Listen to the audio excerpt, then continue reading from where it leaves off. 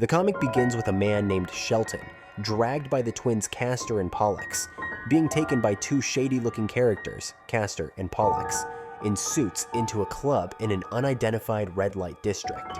Shelton, like a lamb escorted by wolves to a butcher, feels uncomfortable and begs for help. The identical twin thugs try to talk him into calming down. One of them says that the boss isn't all that frightening and how he says nice things about Mr. Shelton all the time. He turns to his brother for backup, but the other man keeps it real. When he talks, I'm mainly trying to figure out some way not to soil myself. I'm doing the therapy work for it. No one has ever seen the boss. Shelton's mind races, each throb of the bass from inside the club echoing his impending doom.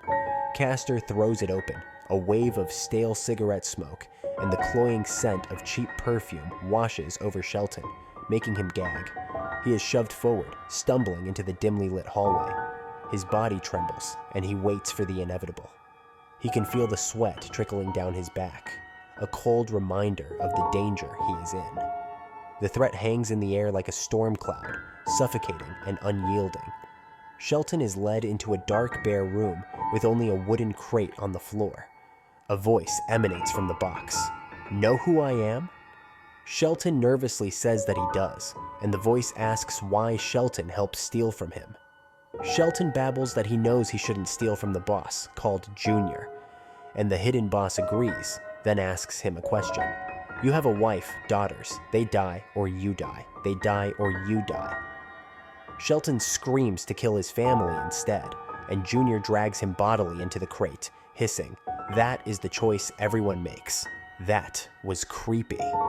Somewhere else, an expensive car races through darkness as Floyd Lawton and Thomas Blake speed along.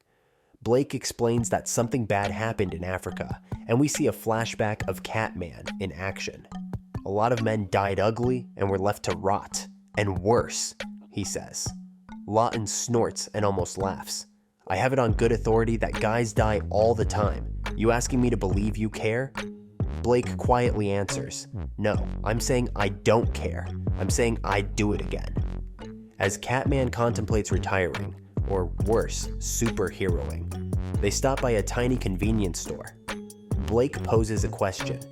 "A 6-year-old girl is lying in the street, lost. Would you stop to help her?" Floyd Lawton responds, "I wouldn't run over her intentionally if that's what you're asking." Engrossed in conversation, they completely miss the gang of thugs trying to rob the place. Blake continues, explaining that life feels like something's missing for him. Meanwhile, Deadshot picks out ice cream. A skinhead pops up, puts a gun to Lawton's head, and screams for them to put their hands up. "You ain't the contemplative type, Blake," replies Deadshot. They are treated to a brief shot of Junior's lackeys coming in to clean up their boss's mess. Junior reveals that he has the information they need. Know who is transporting her, 6 individuals, not a serious threat. Uh-oh. Back at the grocery, Floyd and Thomas continue talking. Deadshot suddenly realizes it's that girl, that Huntress broad.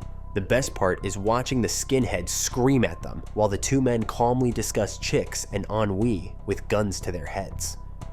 Lawton continues with his Huntress theory, explaining that it's the closest thing you can get to doing it with Batman. Hold that thought.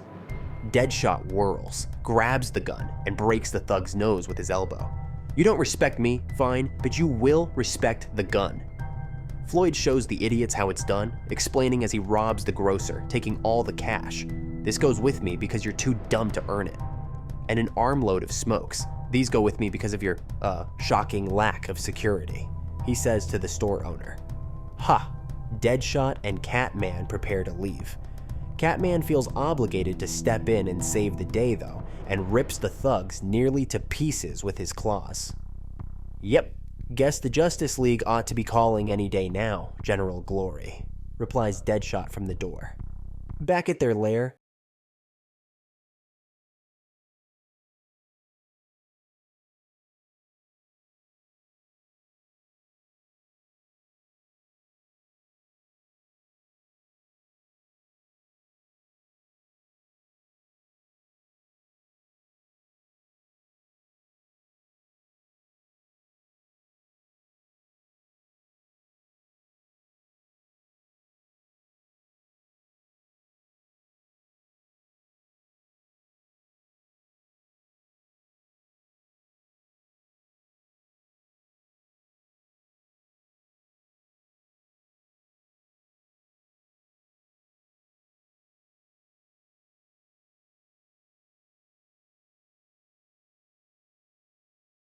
with the addition of Batman villain Bane to their ranks, are to transport the Tarantula, but the mission is a bit funny.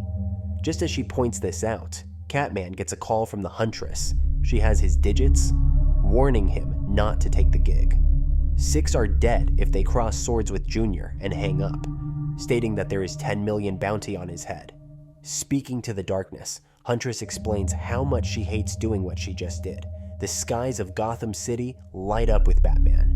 This time, it doesn't seem like a light of hope, but rather a summoning of a much darker night filled with blood and impending death.